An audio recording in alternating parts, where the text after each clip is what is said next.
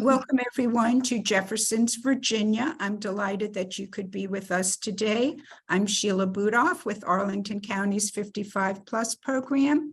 And this program is being recorded, as you heard, and it will be posted on the Arlington County 55 Plus YouTube channel as time permits. Our speaker will be spotlighted so that only she appears in the recording.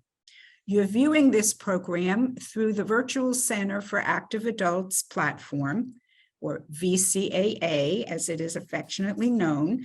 VCAA is a partnership of local Northern Virginia jurisdictions that share free virtual programming content for older adults and adults with disabilities in our area. And now I am honored and delighted to introduce our guest speaker for today's program, Laura Macaluso. Laura Macaluso is a researcher, writer, and grants writer specializing in cultural heritage projects in public art and public history. She has handled all aspects of grant writing, stewarding grant proposals, and reviewing proposals. She is also a scholar and lecturer, writing numerous articles and books on historical topics and teaching about George Washington's Mount Vernon for the Smithsonian Associates. Today, Laura will be discussing her book, A Guide to Thomas Jefferson's Virginia, which mixes historical background with a how-to guide to visiting places in Virginia where Jefferson spent time, including Monticello, the College of William and Mary, Richmond, and his retreat at Poplar Forest. Laura was a Fulbright scholar in Swaziland and holds a BA in art history, English, and Italian from Southern Connecticut State University.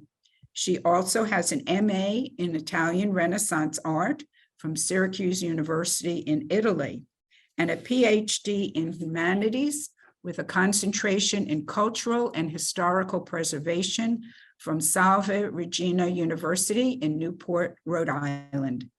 Laura is currently working in advancement for the York County History Center in Pennsylvania, and I just learned she has recently completed her Master's of Fine Arts in Creative Nonfiction Writing at Fairleigh Dickinson University. We are going to have time for Q&A at the end. Please feel free to enter your questions in the chat as we go along, but they will be addressed at the end. And I would appreciate it if you would kindly keep yourselves on mute during the program. At the end, if you prefer to ask your questions by unmuting yourself and just calling out, we can recognize you at that point. But please try to stay on mute during the program so we don't have background noise, phones ringing, dogs barking, and the like. And now I am delighted to turn the program over to Laura Macaluso. Thank you, Sheila. Thank you all for being here today. Thank you, Sheila and her team, for inviting me, finding me somewhere probably on the web through this book, Thomas Jefferson, A Guide to Thomas Jefferson's Virginia. This project, even though I completed the book and it was published, a few years ago, at this point, it really remains close to my heart, and kind of revisiting the book and doing the PowerPoint for today kind of reminded me what a special place Virginia is and the special role that Thomas Jefferson has within the Commonwealth. So I have a lot of slides to share with you, and I'm going to try and move pretty fast, and it's kind of a gloss, if you will, what we're going to see today. Nothing can be in great detail because we could spend an hour on every single site that I'm going to show you. So I am presenting you with this, it's a rather fakery scene. It's very charming and a bit romantic. What you're seeing is a sepia-toned modern photograph, a photograph actually that I took at Thomas Jefferson's home called Poplar Forest. And it just makes a very nice kind of background to this question, which is, why would anyone write a book about Thomas Jefferson in Virginia when in fact there are thousands of books about Thomas Jefferson. I think that the most written about person in terms of American publishing is Abraham Lincoln. But right behind him are these two founding fathers, George Washington and TJ, as we used to call him in Virginia. And so, you know, where could I carve out a piece of that and a space for that? Well, the fact is that I'm not from Virginia. I was born and raised in Connecticut, and my husband went to work at this home, Poplar Forest, about a decade plus ago. And so to have two Connecticut people who were surrounded by post-industrial landscapes, because that's where Jeff and I came from, move to what is essentially still rural Virginia, and then to be kind of enmeshed in the world of Thomas Jefferson was a big deal to us, and really changed our lives in a lot of ways. And when it was kind of getting on in time, I realized that I had collected a lot of images and a lot of information about the places that we could find Thomas Jefferson far beyond Poplar Forest across the Commonwealth. And I thought, okay, I'm going to bring together my notes, my photographs, and my suggestions into one place, into one book. And so that's what I did. And I'm grateful to the History Press for publishing that. And also to say that if you live in Virginia, which you all do, I unfortunately don't anymore, but if you live in Virginia, you very often are surrounded by these details, architectural details that seem extremely commonplace if you're used to it. This picture on the left is a photograph of a circa 1950 Cape Cod style suburban house in central Virginia. It could be anywhere in Virginia. It's made of brick, Virginian, really. It's got flat columns around the door frame, and it's got this very elegant detail on the bottom half of the front of the screen door, sometimes a screen door, sometimes a winterized screen door, called Chinese Chippendale. And you see that detail. It's everywhere in Williamsburg, right? It's everywhere in Albemarle County, but all over Virginia as well. And that kind of taste, that Virginian taste, comes really from Thomas Jefferson. That drawing on the right is by Jefferson himself. This is a drawing for a gate. This gate was never built in Jefferson's life, but you see it has the Chippendale styled interlacing, right? A design work. And it would have been painted perhaps a light color or green, another favorite color of Thomas Jefferson.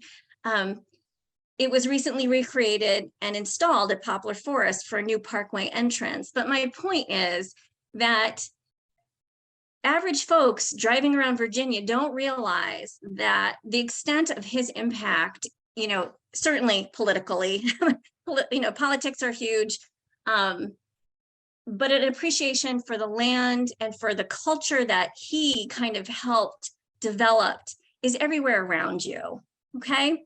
And I'm sure it is in Arlington too, if you can find it amongst all your new development, right? Because it's kind of like past and present, kind of in argument these days, I think, a bit. The other reason I wanted to write this book is that it is very hard to find a person so completely reflective of the place he comes from. Thomas Jefferson represents that to such a great degree. And I was thinking about this morning. Each of you comes from a particular place, and you internalize that place, the places you grew up, the places you work, the places you live. And so you carry that around too. Thomas Jefferson carries around, but he also kind of makes very big public statements about how he feels about Virginia all through his life, right? He's Virginia's kind of number one cheerleader in so many ways.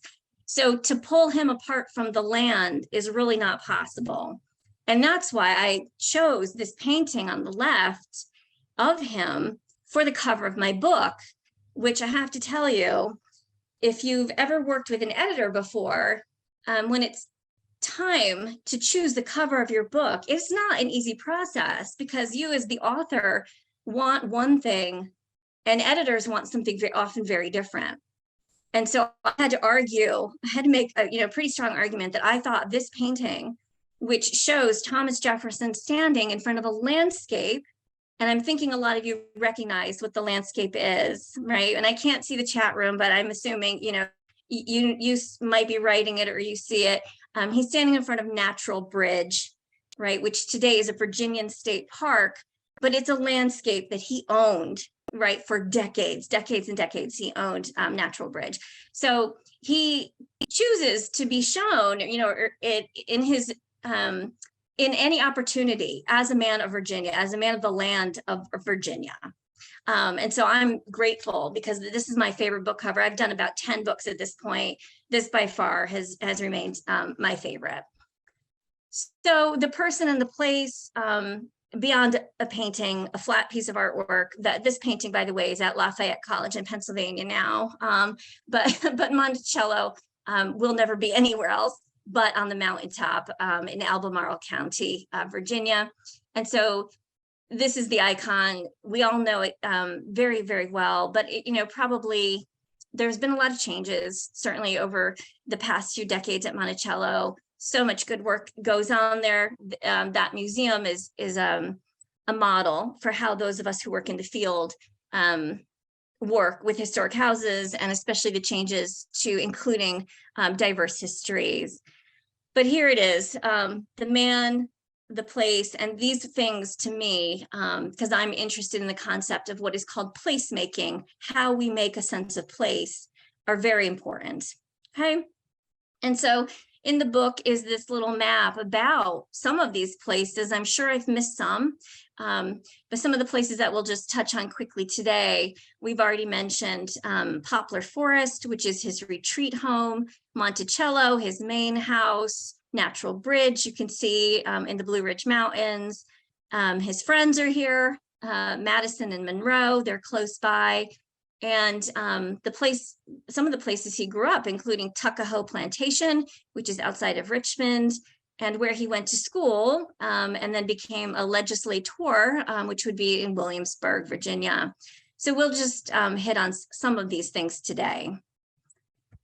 In terms of talking about a man of his place, a man of his landscape, it has to be rolled back to before there was a man in a landscape, because there were many, many other people before him, his father being one of them, and then his father's father, etc. And also the people that they came in contact with, the first settlers that came in contact with the indigenous people who were on and living in the Virginia landscape when the English settlers came, right?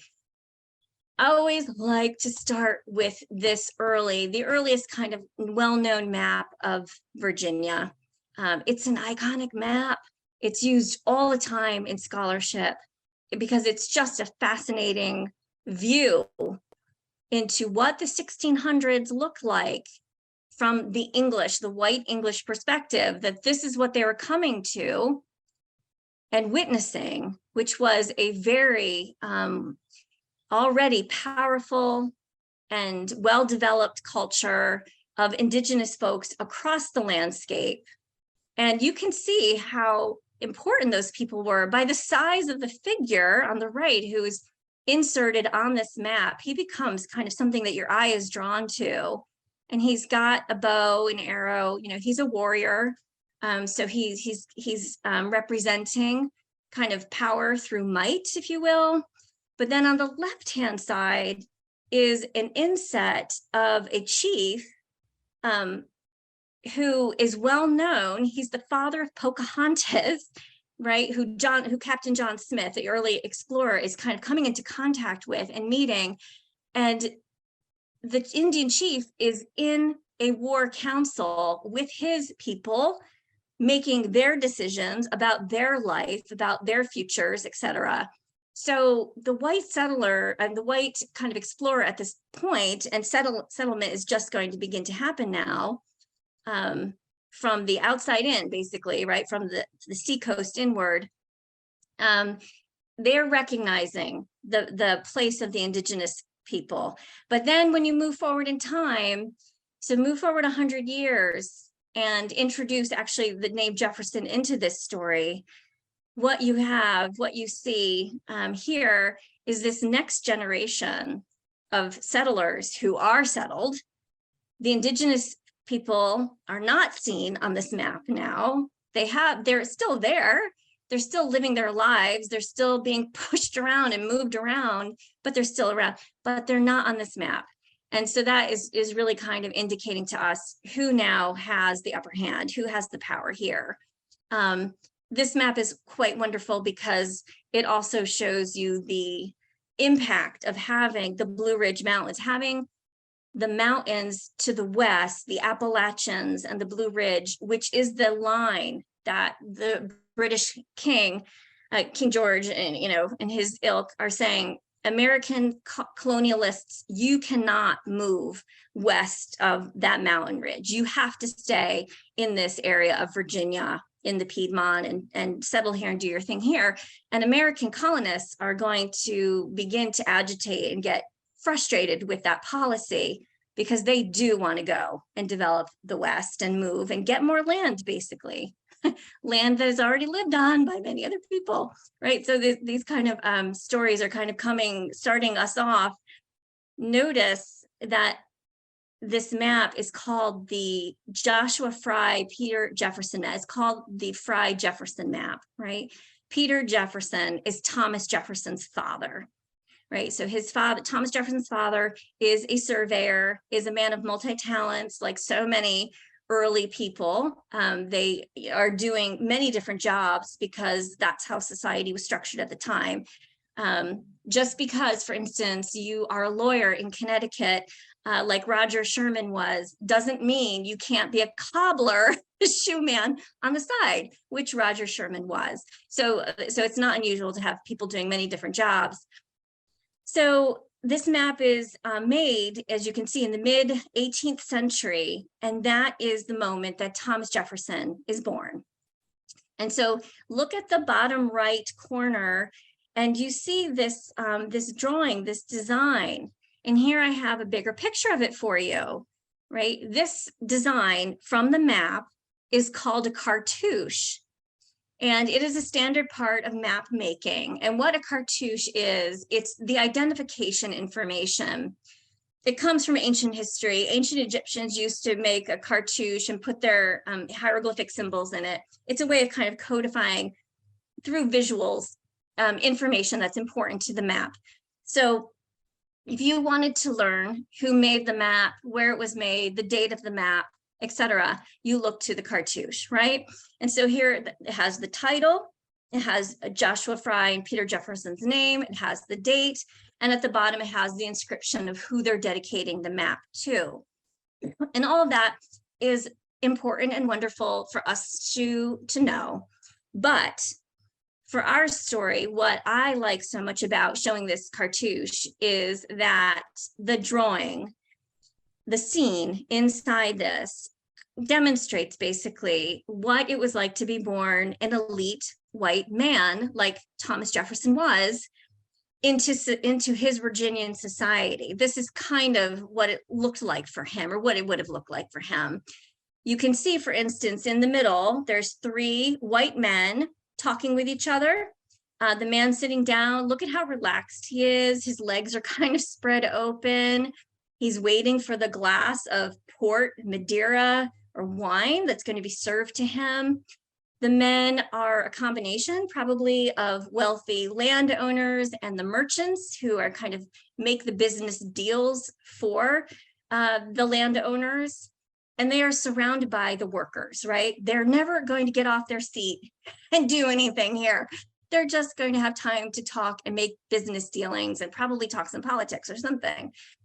The men, of course, doing the work are enslaved Black men. You can see it very clearly. One is serving the wine. The other man is rolling a huge barrel. It's called a hogshead barrel, and it's what tobacco was stored in and transported in. And you can see the other barrel, they've opened it up for us so we can see inside, and all the tobacco leaves are falling out. this scene, like this heavy block building behind them, it's a port, right? It's a port city, along the Atlantic.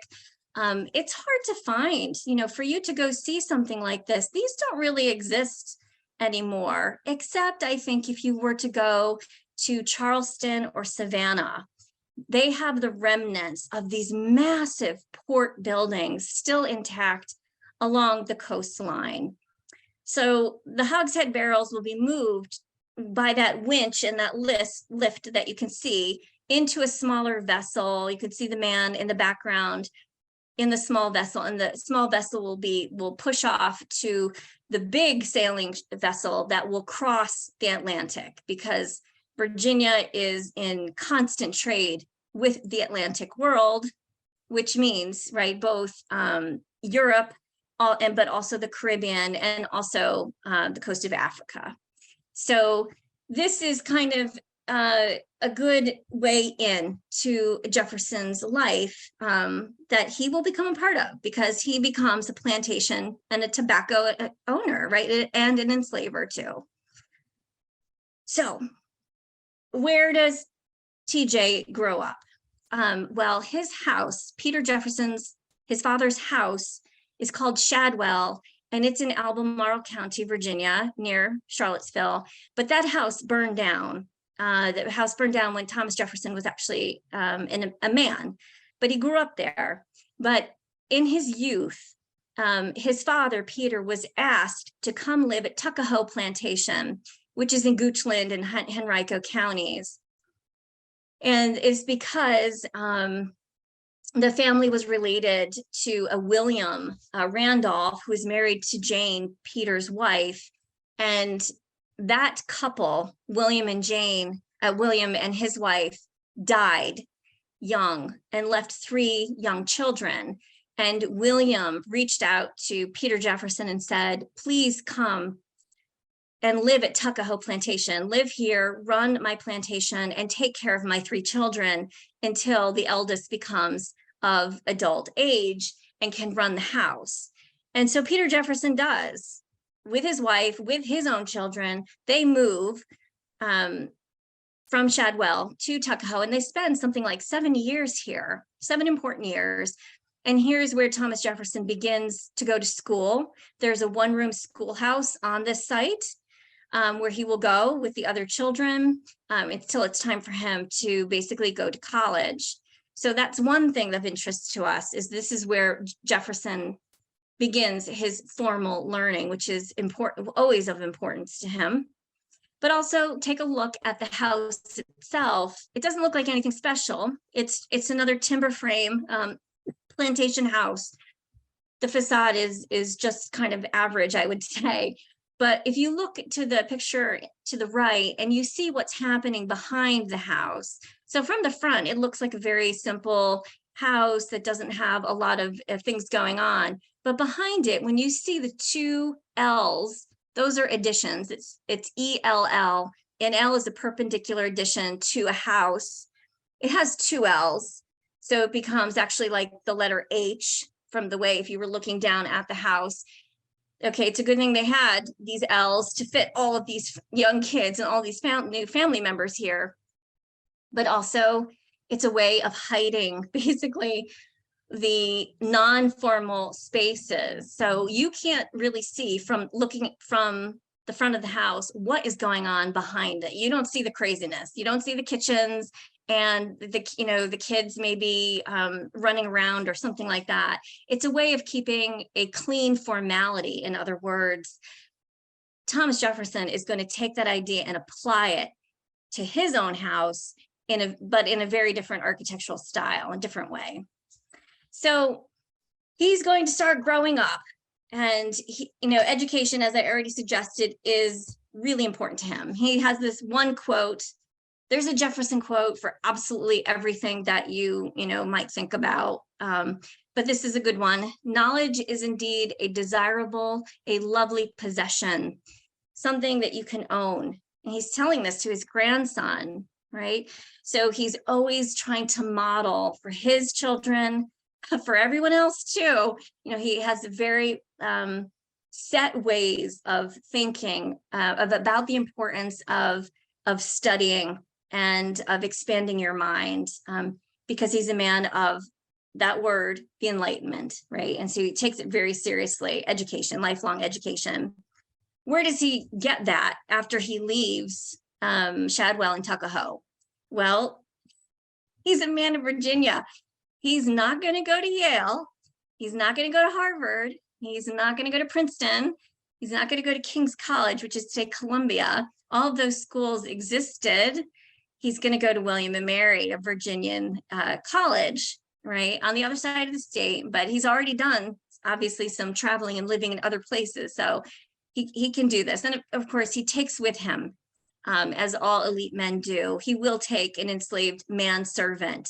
So all the students get a room, but they have to make extra room for the enslaved people that come to serve them when they're even when they're students, right? That's nothing unusual at this time.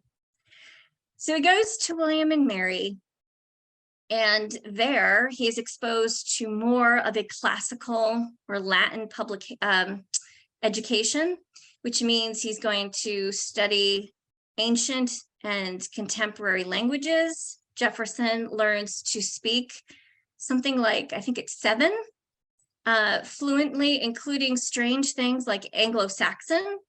And in addition to the Romance languages, he just has a very quick mind, clearly. Mathematics he will study, the natural sciences, along these lines, the hard kind of, he's not going to be studying the humanities as we know it today, but a classical education that will prepare him to study the law, which is what he already knows he's headed towards. And in fact, he leaves William and Mary before he graduates, because at this time, having a BA degree or whatever it is, a bachelor's degree, is not necessary, not needed.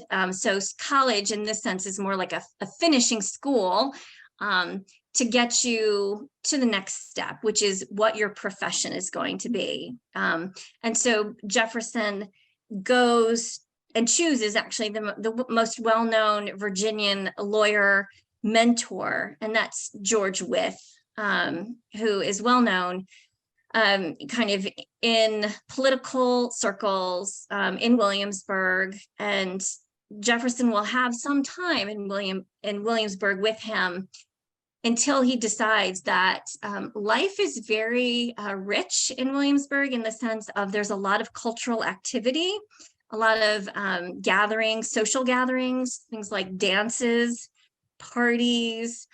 And while that's very good for meeting people, which I think Jefferson recognizes, he also really is a man who appreciates quiet and solitude.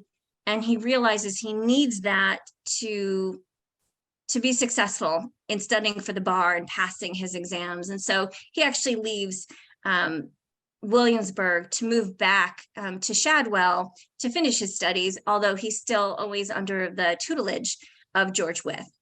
And George Wythe is, an interesting character in and of himself, of course. Strangely enough, he's a man who dies from eating poisoned strawberries at the breakfast table given to him by one of his own family members.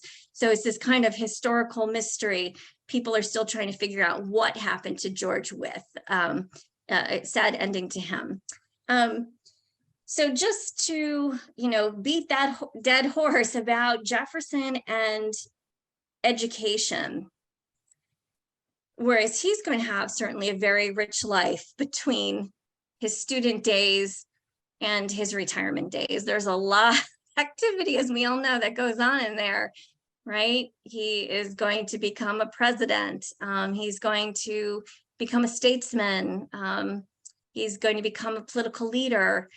But I just want to suggest that education for him is something that he's going to come back to full circle. So even though there's a lot of living in between, he becomes a father, and then, another father, right?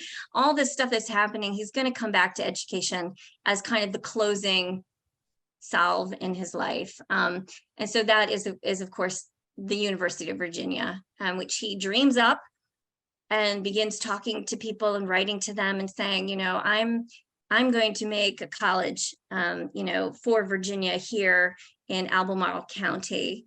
And he eventually convinces the Virginia government to provide funds to make that happen. And so the college formally is on the books in 1819, but then it takes these next few years to build it, and they will come, and they did.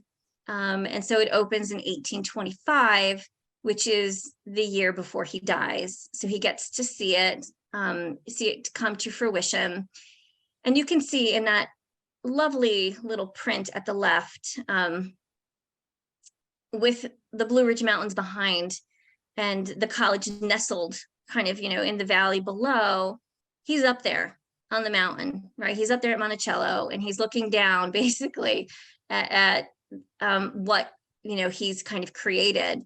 And so we'll just take a look at what he chooses. And this is going back to the very beginning when I was talking about style, architectural style. The fact that he built all of his things, all of these things, if you will, his own home, UVA, the Capitol building in Richmond, that he built it in classical style means that even today, drive around Virginia, and if somebody wants to build something that has echoes of history and speaks to Virginia, they're going to build it in a neoclassical style. It's just a given. It's that entrenched in the Commonwealth, I think. So here it is, laying a model out for everyone to see. And no wonder everybody's so impressed with it, because it's an outstanding building. The center of campus, right, is called the Rotunda. And it's standing, you could see on the right picture, kind of by itself, but it actually is connected through these wings, these arms that come out parallel from it, and then shoot off again in a perpendicular way, like an L, right? So that what you have is an expanse of lawn in between these two pavilions, or these arms on two sides, creating this, you know, community, this enclosed community of scholars. And Jefferson doesn't make this up by himself. It's not like he invents this, right? He has something that everyone else can get to, right? He has his hands for sure on Andrea Palladio's 4 Books of Architecture, the guide. These 4 books of architecture are, you know, have influenced generations of architects, and Jefferson's one of those architects. And so you can see this page from inside the book looks a heck of a lot like some of the buildings that Jefferson has designed. And these buildings are from the 1600s in Italy, which then goes to England, which then comes to the US, right? So let me just, before I go there, let me go back one. Oops. So back to the Rotunda, the center building, unlike all the other colleges open at the time, and unlike really anywhere else in the world, Jefferson says, my college is not about religion. My college is not about training the next generation of theocracy, religious leaders. So this Rotunda building is not a temple, it's not a church, it's a library, right? So his idea of learning and enlightenment comes from education, and he centers that on his campus and develops it, or has developed it already, in the Virginia Statute of Religious Freedom, basically, which is the beginning of the separation of church and state, right? And here it is kind of like laid out, because this is a state school, basically, separation. So what else do I want to tell you? This slide is a bit, there's a lot going on here, so bear with me. The top view, this historic view, is looking down the lawn with the rotunda at the end, with the pavilions on both sides. so many columns, so much classical architecture. It's kind of like, it's just a lot. It's a lot. It's just almost too much, but it's not when you're there. When you're walking it, you just think you're in the most beautiful space ever. Each of these little temple buildings you see all along would have housed each of the professors and their families. And then the students, just like today, live in the small rooms all along that colonnaded pavilion arms. So obviously the university has grown out probably in all different directions, I would imagine, from this core space. But that's why this space is kind of so sacred and important to UVA folks. And I'm guessing even some of you are UVA grads or know folks who went there as well. What is on the other side of the rotunda is shown on that lower left, right? So this is on the other side, away from the lawn, but it's a statue of Thomas Jefferson. And it's, you know, just another bronze statue done in like 1910 or something like that. It was a huge era for monument making in the US. He's holding the Statue of Religious Freedom in his hands. And this is why in 2017, and if all of you were in Virginia, then you know exactly what this picture represents, or you remember this really terrible day or 2 days for Virginian history, which is when a bunch of racists basically came to Charlottesville at night and stood around. That's the statue in the middle of the picture, right? And they stood around with their tiki torches, and they were saying things like, well, we're here to prevent this statue from being taken down, because that was the moment when a lot of Virginia monuments were being challenged. The two monuments in Charlottesville of Robert E. Lee and Stonewall Jackson, and the Monument Avenue statues in Richmond, right? This is this moment where people are getting really worked up, and they came and kind of took advantage of the moment, of this moment in time when politics were kind of getting really nasty, politically, physically violent. As you know, if you remember, a woman actually died during these protests in Charlottesville. So why I'm bringing this in and what I'm suggesting is that, you know, for Thomas Jefferson, he's as relevant right today. He's part of this challenging story that we're still trying to work out today. He's not just, you know, an old dude, an old bronze statue standing, you know, or in a really nice campus for elite people, right? This stuff is important. It was important then in his time. The reasons he made it, how he did it with enslaved labor, all this kind of thing. It was important then, and it obviously remains important now, or these folks would not have come to Charlottesville to use this for their own purposes, right? A story that we know is still ongoing. So to turn away from the kind of more difficult history and look just at some architecture again, from education, if we look at his houses, that he designed a school, but he also designed his own house and then a second house, right? Because he wasn't quite happy with the first one in all ways. So what does he say about his house, Monticello? I'm as happy nowhere else and in no other society, and my wishes end where I hope my days will end, at Monticello. And he's writing this from Paris, right? He's there for like 5 years in the center of culture, Western culture, you know, beautiful, gorgeous, historic Paris. And what is he saying? What is he thinking about? Monticello, Virginia. When can he get home? You know, it's really that important to him, very much like George Washington. These two men are, you know, absolutely besotted with being Virginians and being in Virginia as much as they can be. And even though they both have to spend years away from their homes, they talk about it incessantly and plan for it all the time. And we do know, of course, that Thomas Jefferson does die in his bed at Monticello, right? So we'll talk about that at the end. So he calls Monticello his essay in architecture. And the reason he uses that phrase, which is very appropriate, is because he never stops working it. He is a student of architecture, and he's going to erase it. And he does erase Monticello 2 times before he ends up with this version that we see today, the kind of last version of Monticello. He pulls walls down, buildings down. He doesn't care. He's completely interested in getting a better architectural form.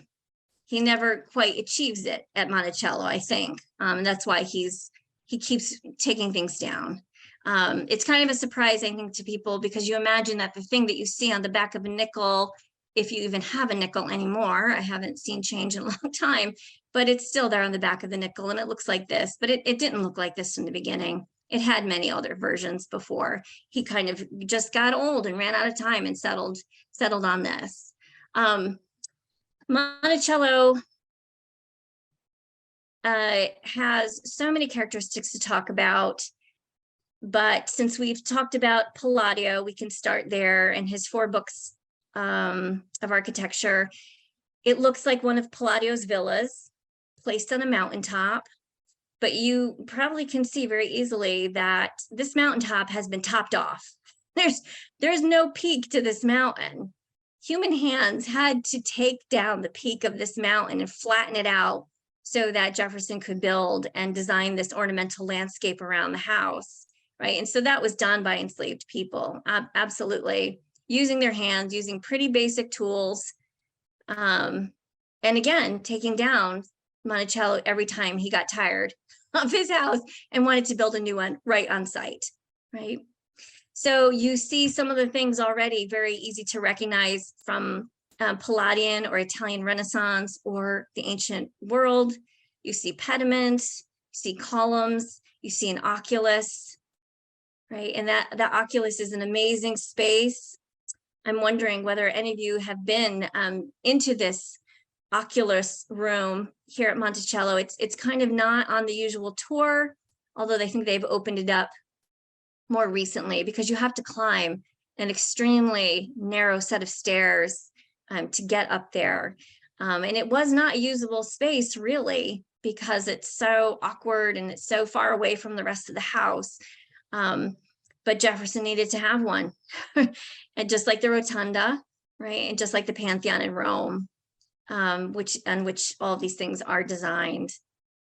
So you also see the wings coming out from the house on both sides, and the perpendicular L's coming off of them. And you might say, well, why does he have those arms coming, out of the house?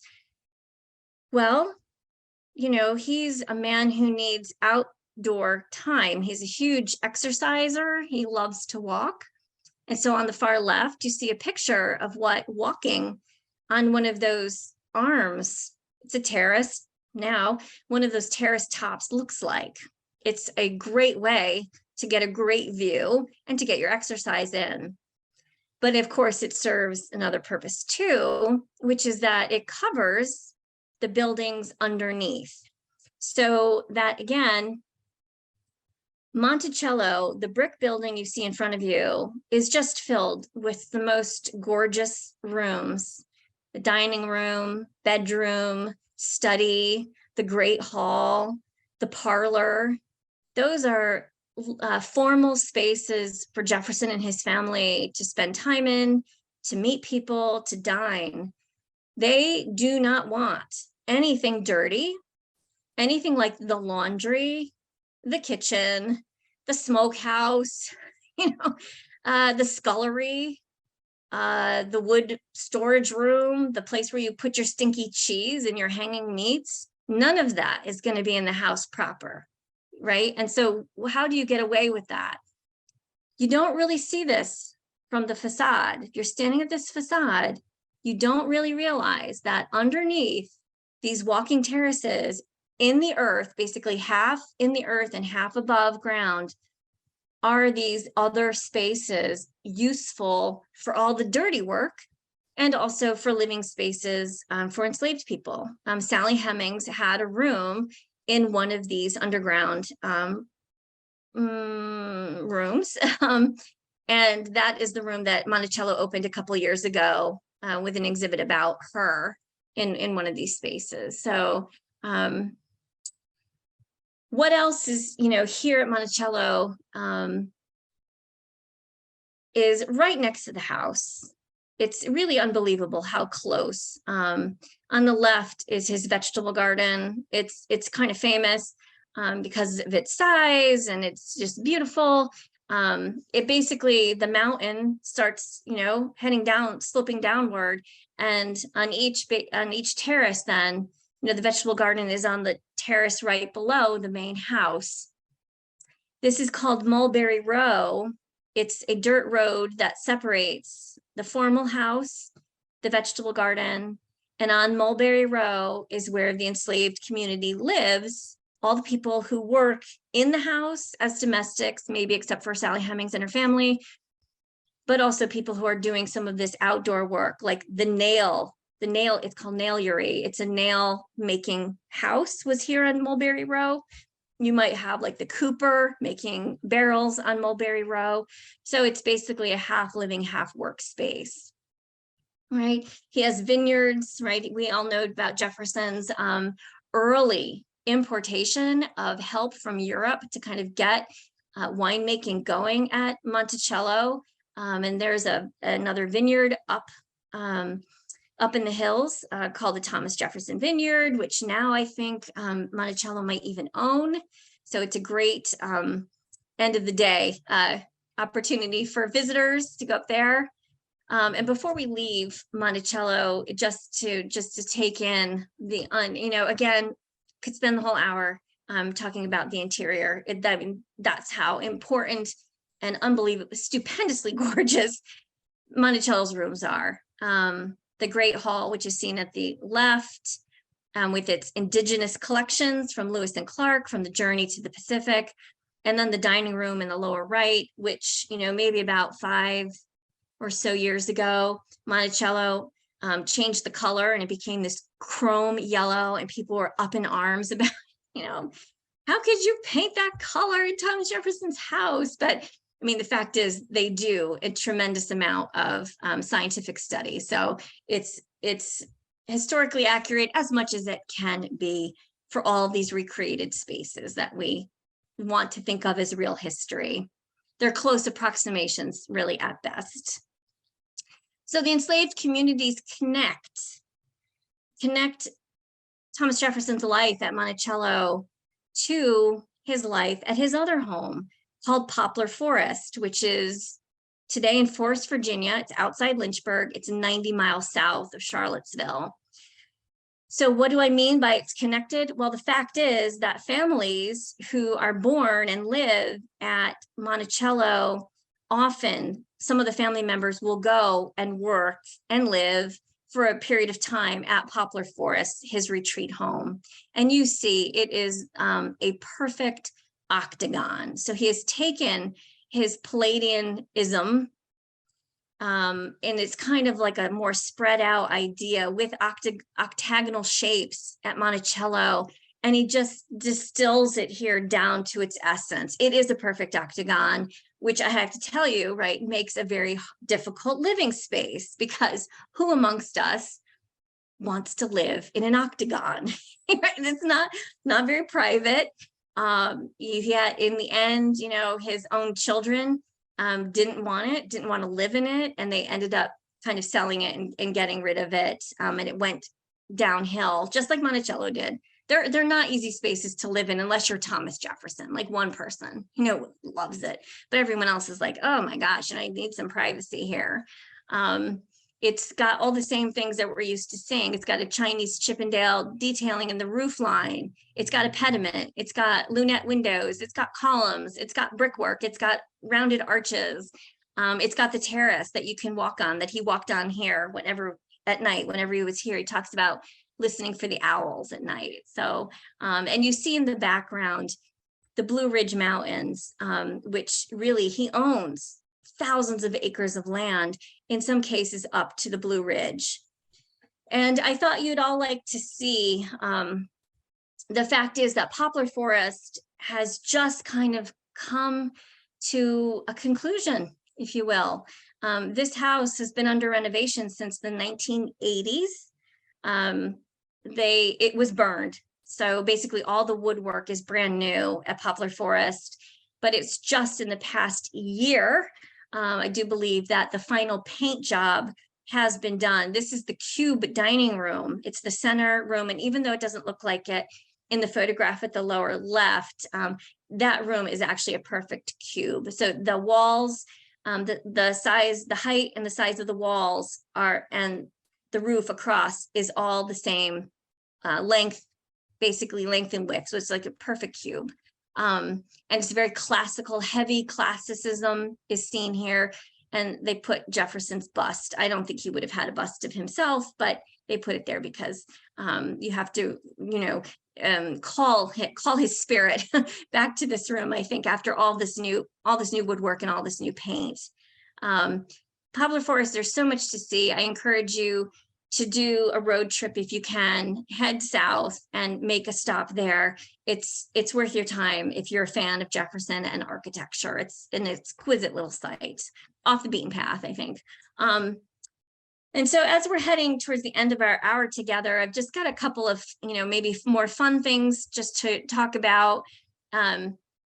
Education never stops for him. And in his 70s, Thomas Jefferson, who owns the Peaks of Otter, you see Sharp Top in the back, that's the pointed mountaintop there in the Blue Ridge, decides that he is going to measure the size of the mountains because he believes they're the tallest mountains east of the Mississippi. And he's going to tell off his French colleagues who say, no, you don't know what you're talking about. Everything's bigger in Europe. And he's like, no, everything is better here. Let me prove it to you.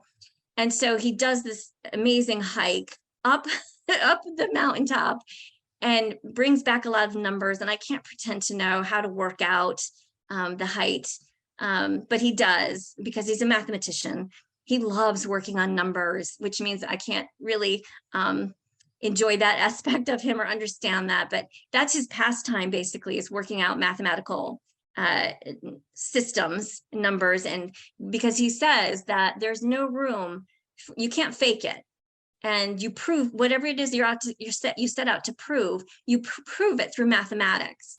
And what he ends up proving is that he's wrong. They're not as high as the White Mountains in New Hampshire. And the thing about Jefferson is that, at least in this case, he doesn't make pretend.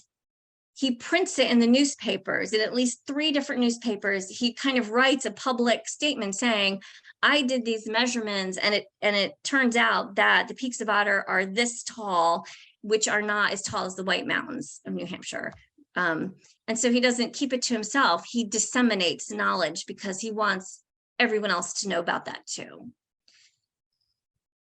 Oh, by the way, this is Bill Barker. If any of you have ever seen Thomas Jefferson performer, Bill Barker is from Colonial Williamsburg. He's now at Monticello, and he's just the best. And that's basically all I can say. So I'm going to skip this. Well, I'll just say really quickly that this slide, what it's just showing you is all the different ways that Jefferson is shown to the public. You've met him maybe in lots of different ways too. At the left, he's sitting writing a letter, or maybe he's drafting the Declaration of Independence. The statue's at Williamsburg. In the center, he's the surveyor kind of type, right? You see the theodolite behind him. This is at the campus of UVA. And then on the right, the very iconic bronze statue of Thomas Jefferson in the memorial in Washington, D.C., with his words inscribed on the wall behind him. So we kind of have come around and met Jefferson in so many different ways. But one of the newest ways we've met Jefferson is looking at him through the eyes of his enslaved community. And so this is in the National Museum of African American Heritage and Culture in DC, that amazing museum, if you haven't been. And this bronze of Jefferson stands in front of what are supposed to be bricks, stamped with the names of the people that we know he owned, because he's a record keeper. right? So he kept extensive records of the people that he owned.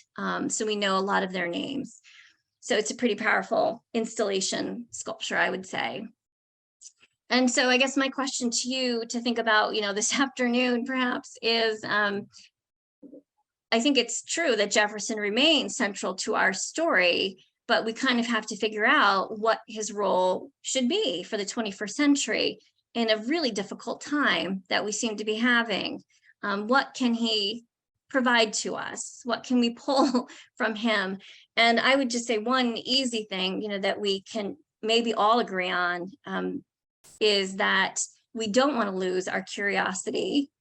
We don't want to lose our love for lifelong learning, which obviously you all don't either because you're here today, right? And that we can do some of that, satisfy some of that curiosity and the need for study through travel, if we're lucky. But travel, I think, can come in many different ways. You can travel through a book, you can travel through a TV program, you can travel to Poplar Forest if you're lucky. And really that we're children of the Enlightenment, I hope, and that we can remember him for providing some of that guidance.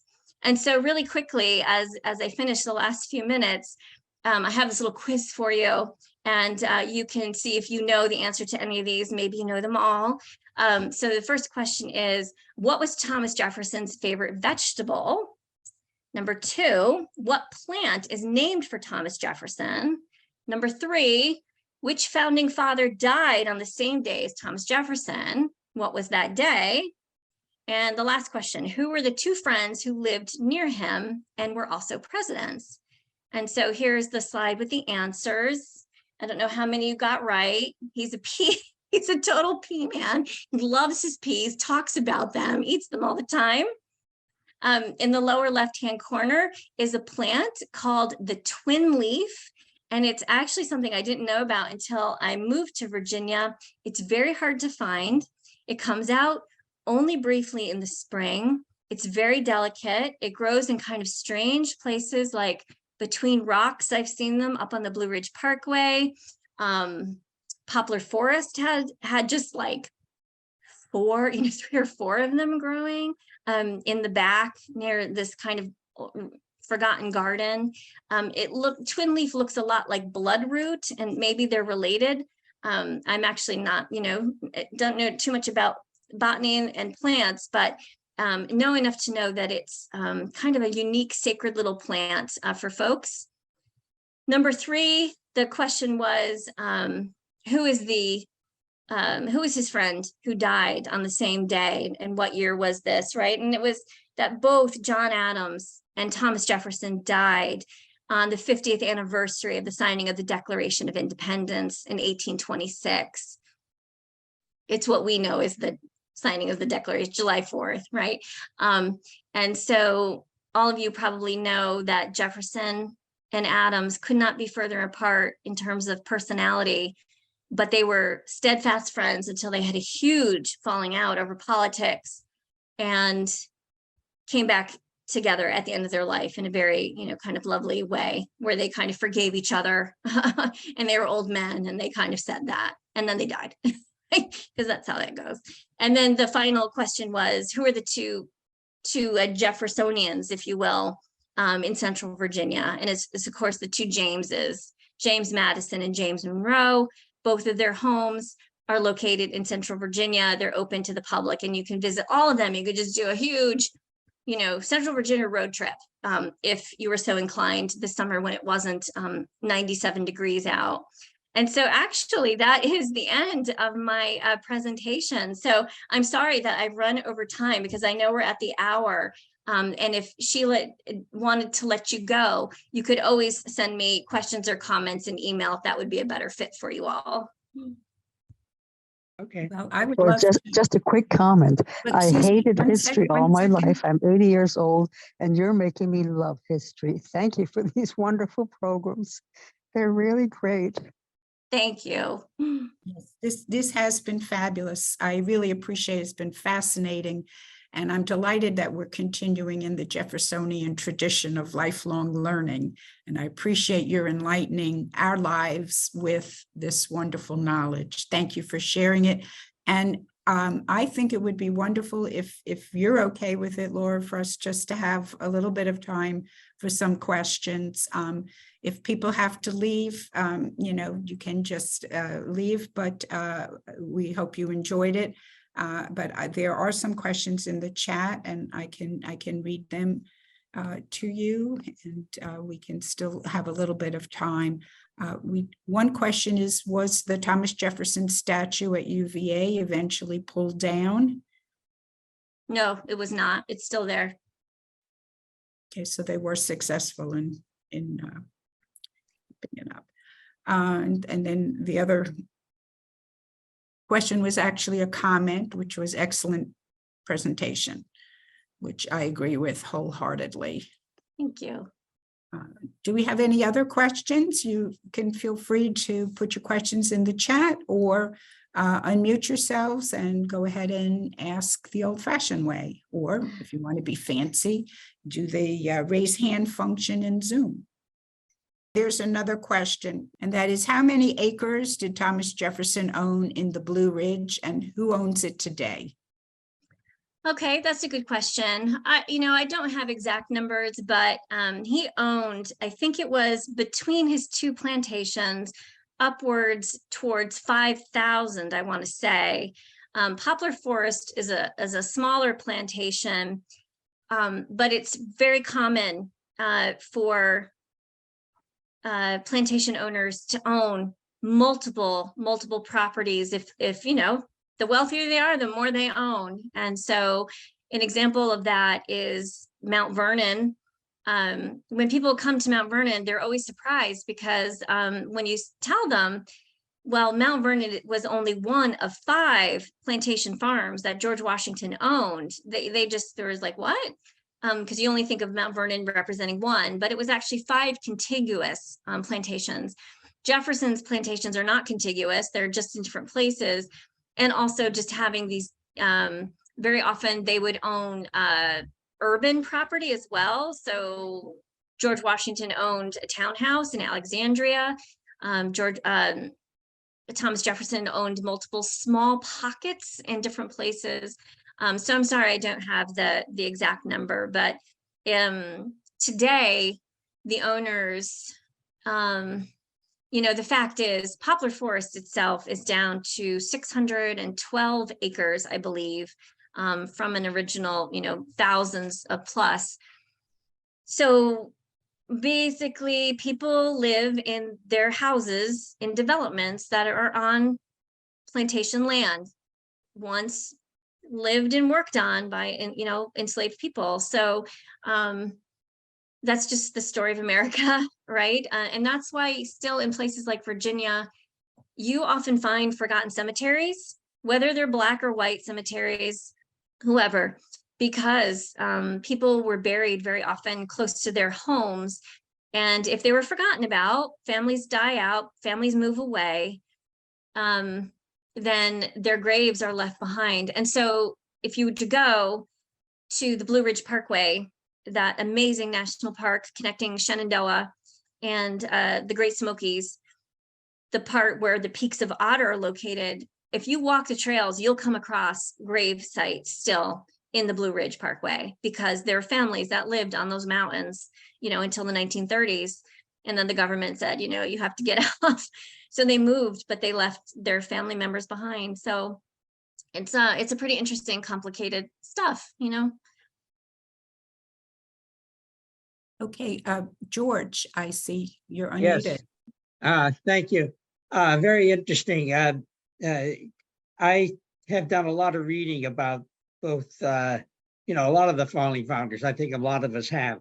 And I don't know if you have the same reaction, but I find his attitude towards Washington and some of the other individuals that were in power, especially Hamilton, he vilified them so much. And I always thought that Jefferson had a very clear in mind, but he apparently was very focused on the rural society. He didn't find it necessary to have large manufacturing, and he also was very much in favor of France.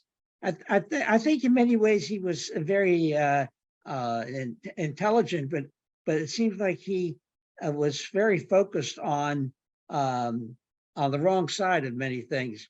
And do we know why he was so adamant about not including on his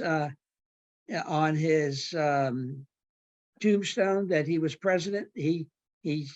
Oh, yeah, no, George, that was great. Just as Sheila said, you're so learned. I know you have more to say than I do on a lot of this. People ask the same question about George Washington, because on Washington's tomb, Washington lays out exactly, just like Jefferson does. This is what he writes it down and gives it to his family. This is exactly what you need to put on my tomb. And what Washington wants on his tomb is the general. That's the biggest top line word, is the general.